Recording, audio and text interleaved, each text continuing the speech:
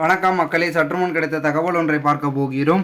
திடீரென முக்கிய எம்எல்ஏக்கள் நிபந்தனையற்ற ஆதரவு, திடீர் தகவல். இந்த ஒரு தகவலை பற்றி தான் நாம் பார்க்க போகிறோம். தகவலை பார்ப்பதற்கு முன்னதாக நீங்கள் நம்மளுடைய சேனலுக்கு புதிய பார்வையாளர்களாக இருந்தீர்கள் என்றால் மறக்காமல் நம்மளுடைய சேனலை சப்ஸ்கிரைப் செய்து வைத்துக் கொள்ளுங்கள்.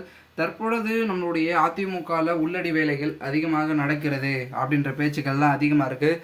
காரணம் என்னவென்றால் செல்லூர் ராஜு, உதயகுமார், செல்லப்பா அவர்களுக்குள்ளே பார்த்திங்கன்னா ஒரு சில மோதல்கள் இருப்பதாகவும் தகவல்கள் என்பது ஒரு பக்கம் வெளியாகி கொண்டிருக்கிறது.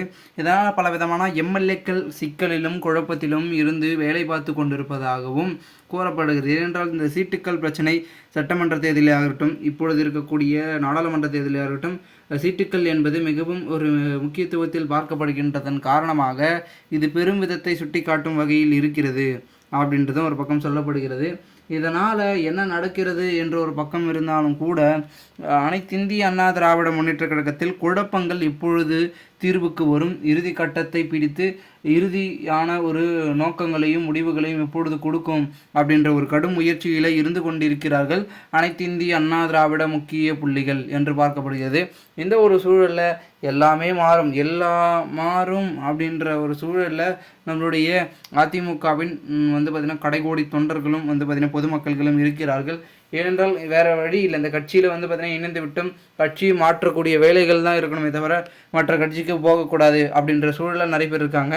ஸோ அதே ஒரு கட்டமைப்பில் தான் ஓபிஎஸ்ஸும் இருந்து கொண்டிருக்கிறார்.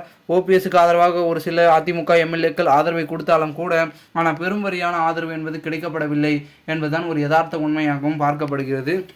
இந்த ஒரு சூழலில் ஓபிஎஸ்க்கு ஆதரவாக குறிப்பிட்ட எம்எல்ஏக்கெல்லாம் வந்துட்டாங்கன்னா டோட்டலாக எடப்பாடிக்கின் கதை என்பது முடிந்துவிடும். அதன் பிறகு பெரும் விதமான முக்கிய புள்ளிகளையும் தன்வசம் வர வைத்து விடுவார். ஆல்ரெடி முழு ஆதரவும் இவர் பக்கம் தான் ஃபோக்கஸாக திரும்பிட்டு இருக்கு. இந்த ஒரு 2024 நாடாளுமன்ற தேர்தல் முடிவுக்காக தான் அனைவரும் காத்துட்ருக்காங்க. முடிஞ்சிச்சுன்னா கதை முடிந்தது அப்படின்ற மாதிரி ரூட் அப்படியே சேஞ்ச் ஆகிட்டே இருக்கும், டக்குன்னு மாறிட்டே இருப்பாங்க. ஸோ அந்த ஒரு சூழலில் நம்மளுடைய முக்கிய அங்கமாக இருக்கக்கூடிய திராவிட முன்னேற்ற கழகத்தின் அனைத்து இந்திய அண்ணா திராவிட முன்னேற்ற கழகத்தின் மாஞ்சிக்கள் எப்பொழுது வேணுமானாலும் அணிமாற்றும் படலத்தை ஏற்படுத்த வாய்ப்புகளும் அதற்கான சாத்தியக்கூறுகளும் இருக்குது அப்படின்றத சொல்லிக்கொண்டே போகலாம் அப்படின்ற மாதிரி தான் இருக்குது. ஸோ என்ன நடக்கிறது என்பது ஒரு பக்கம் இருந்தாலும் கூட அடுத்தடுத்து நடக்கக்கூடிய சிக்கல்களை எப்படி எதிர்கொள்ள போகிறார்கள் அப்படின்றத நம்ம பொறுத்திருந்தான் பார்க்கணும். நிறைய விதமான மாற்றங்கள் திருப்பங்கள் நடைபெறும் அப்படின்றத ஒரு பக்கம் சொல்லிட்டு இருக்காங்க. அரசியல் வட்டாரங்களில் பார்க்கலாம் என்னதான் நடக்கிறது, என்ன மாதிரியான விஷயங்கள் அப்படின்றத.